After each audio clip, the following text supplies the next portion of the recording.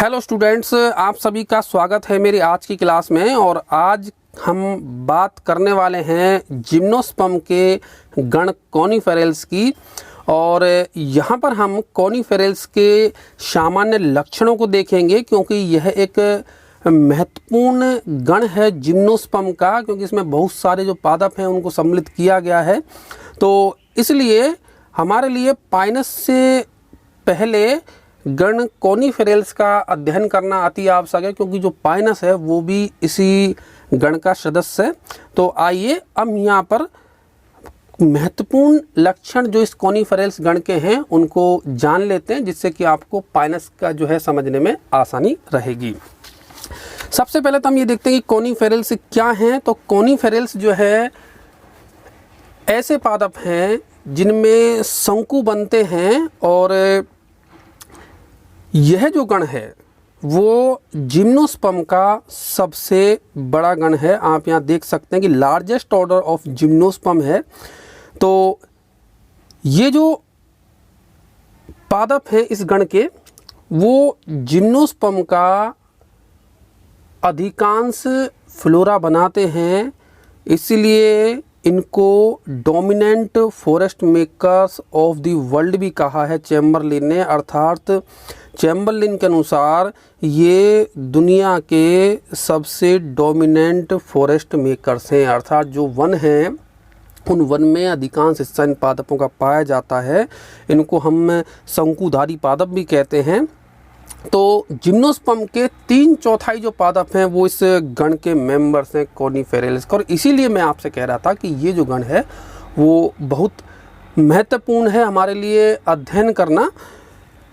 इसमें अगर हम देखें तो 54 वंश और लगभग 500 से ऊपर जातियां, लगभग 550 तक इसमें जो है स्पीसीज शामिल की गई हैं।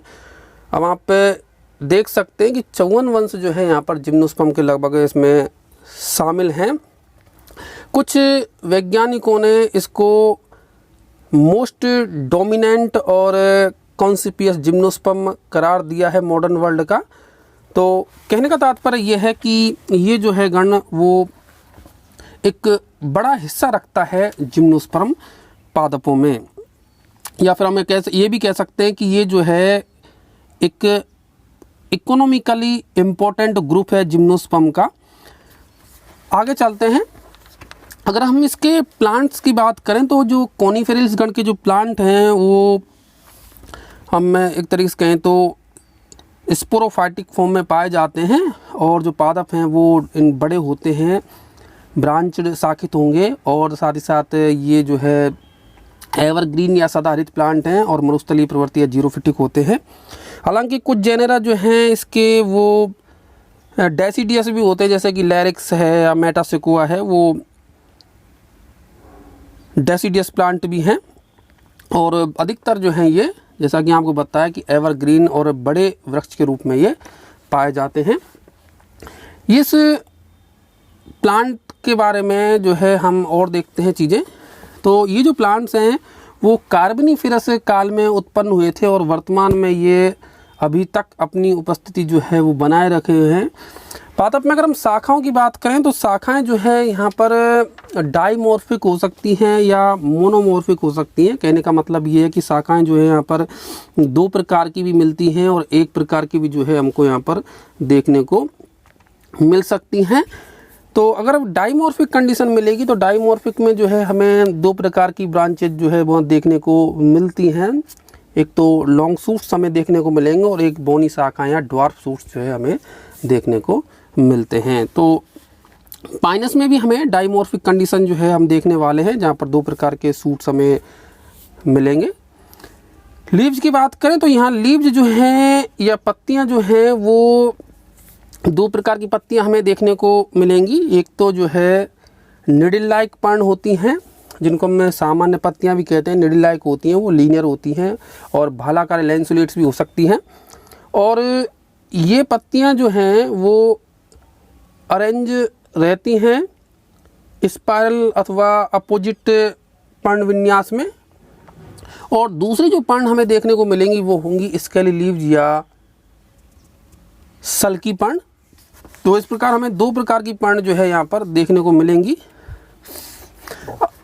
अब हम बात कर लेते हैं वुड की। तो यहाँ पर जो हमें वुड देखने को मिलेगी वो मिलेगी पिक्नोजाइलिक। स्टूडेंट्स, ये जो है इम्पोर्टेंट कैरेक्टर्स है, क्योंकि जो साइकस हमने पढ़ा था उसमें मेनोजाइलिक वुड थी, और यहाँ जो हमें वुड देखने को मिलेगी अर्थात जो सेकेंडरी जाइलम होगा वो पिक्नोजाइलिक प्रकार का होगा, जिसको हम सघनदार भी कहते हैं। पिक्नोजाइलिक उस वुड को कहते हैं हम जिसमें जाइलम की मात्रा अधिक होगी, अर्थात जाइलम सघन रूप से पाया जाता है, तो ऐसी कास्ट जो है वो पिक्नोजाइलिक कहलाती है।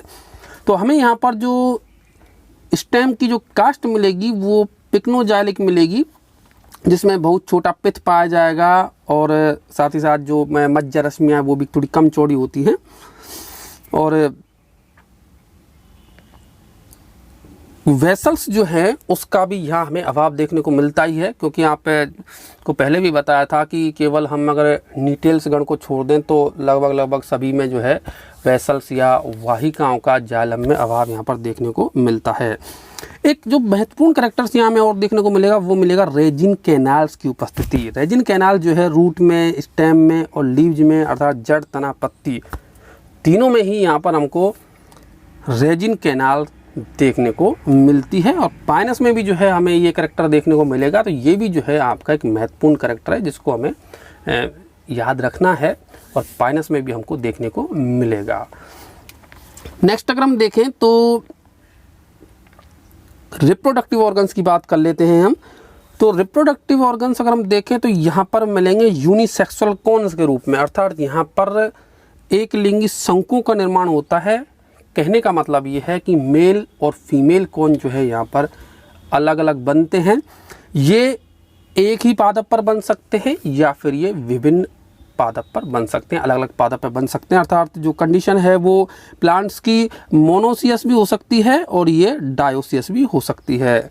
मोनोसियस जो कंडीशन है उसमें एक ही पादप पर नर और मादा शंकु लगेंगे, और जो डायोसियस कंडीशन है उसमें अलग अलग मिलेगी। हम बात कर लेते हैं मेल कॉन की। तो मेल कॉन को अगर हम देखें तो मेल कॉन जो होंगे यहाँ पर वो छोटे होते हैं, एफीमेरल अर्थात अल्पकालिक होते हैं, और कंटेन माइक्रोस्पोरोफिल। माइक्रोस्पोरोफिल से ये बने हुए होते हैं। देख सकते हैं आप यहाँ पर, आपको आप ये देख सकते हैं कि पाइनस में जो है किस तरीके से मेल कॉन लगे हुए हैं, और फीमेल कॉन आप ऊपर देख सकते हैं। तो एक ही पादप में मेल और फीमेल कॉन चूँकि दोनों पाए जाते हैं पाइनस के अंदर, तो ये जो मेल कॉन है वो बने हुए होंगे माइक्रोस्पोरोफिल से, जिसको हम लघु बीजाणुपर्ण भी कहते हैं हिंदी में। तो लघु बीजाणुपर्ण जो है वो एक अक्ष के चारों तरफ अरेंज होके मेल कॉन बनाते हैं। और फीमेल कॉन की अगर बात करें तो फीमेल कॉन जो होता है इन पादपों में, इस गण के पादपों में, वो बड़ा होगा, साथ ही साथ ये पैरेनियल होता है, काफ़ी लंबे समय तक ये लगे रहते हैं, और ये फीमेल कॉन बने होते हैं मेगा स्पोरोफिल से। एक अक्ष के चारों तरफ जो मेगा स्पोरोफिल हैं वो लगे हुए होते हैं, और ये जो मेगा स्पोरोफिल है वो विभेदित रहता है एक ब्रैक्ट स्केल जिसको हम सहपत्र सल्क कहते हैं, और एक ओविलिफेरस स्केल में जिसको हम बीजांडर सल्क भी कहते हैं। और इस ओविलिफेरस सल्क और बीजांडर सल्क जो है दोनों ही एक मेगा स्पोरोफिल में पाए जाएंगे, और इसी पर जो है मेगा स्पोरोफिल पर बीजांड लगते हैं।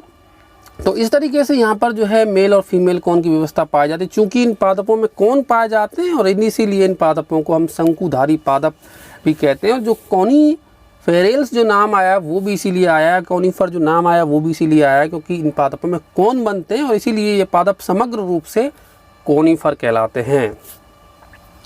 अगर हम बात करें इसके आगे की, तो हम देखते हैं कि पोलन ग्रेन जो इनमें बनेंगे वो विंग्ड भी हो सकते हैं और अनविंग्ड भी हो सकते हैं। अर्थात तो पक्षदार जो है, जैसे पाइनस में हमें पक्षदार पोलन ग्रेन्स या परागकण देखने को मिलते हैं, और अन्न में जो है हमको ये अनविंग्ड मिलेंगे, या मतलब पक्षदार नहीं मिलेंगे। यहाँ पर एक चीज़ ये भी है कि जो मेल गैमिट होगा, ये महत्वपूर्ण करैक्टर है, वो नॉन मोटाइल होगा, जबकि साइकस में जो है वो मेल गैमिट मोटाइल प्रकार का था। यहाँ पर ये नॉन मोटाइल प्रकार का हमें इस गण के सदस्यों में देखने को मिलेगा। अगर हम बात करें इसमें परागकण की या पोलन ग्रेन्स की, तो वो आपको बता ही दिया है कि पाइनस में हमें विंग्ड देखने को मिलेंगे। और जो परागण का प्रकार होगा या पॉलिनेशन जो होगा वो एनेमोफिलस टाइप का होता है। फर्टिलाइजेशन या निषेचन की बात करें तो वो साइफोनोगेमस टाइप का जो है यहाँ पर हमें फर्टिलाइजेशन या निषेचन जो है देखने को मिलेगा, अर्थात जो है इसमें नाल युग्म प्रकार के जिसको हम कहते हैं। और स्पोर्ने ने इसको डिवाइड किया है 9 फैमिलीज में। स्पोर्ने ने जो क्लासिफिकेशन जिम्नोस्पर्म का दिया है, आप जानते ही हैं कि स्पोर्ने का जो क्लासिफिकेशन वो काफ़ी महत्वपूर्ण है जिम्नोस्पर्म के संदर्भ में। तो उन्होंने जो है 9 फैमिलीज बनाए हैं इस ऑर्डर कॉनिफेरल्स के, या इसको 9 जो कुल हैं उनमें डिवाइड किया है, जिसमें लैबिएसी रखा गया है, वोल्जिएसी रखा गया है, इसके अलावा पैलिसिएसी, पाइनेसी, टैक्सोडिएसी, कुप्रेसेसी है, पोडोकार्पेसी, सेफेलोटेक्सेसी और ओरोकेरिएसी है। इसमें से हमें जो है आगे पाइनेसी को पढ़ना होगा, क्योंकि जो पाइनस है वो पाइनेसी कुल का ही मेंबर है। आप यहाँ इस ऑर्डर के जो उदाहरण पादप उनका नाम यहाँ देख सकते हैं। बहुत सारे पादप इसमें सम्मिलित किए गए हैं, उनमें से कुछ का नाम हमने लिया है, जैसे कि Pinus, Thuja, Podocarpus, Taxus, Picea, Cedrus, Larix, Abies, Tsuga, Sequoia, Taxodium, Juniperus, Cephalotaxus, Araucaria, Agathis. ये सभी पादप जो हैं वो कॉनिफेरल्स गण में सम्मिलित हैं। और साथ ही साथ इस गण के जो पादप हैं वो बहुत बड़ी वेरिएशन दिखाते हैं।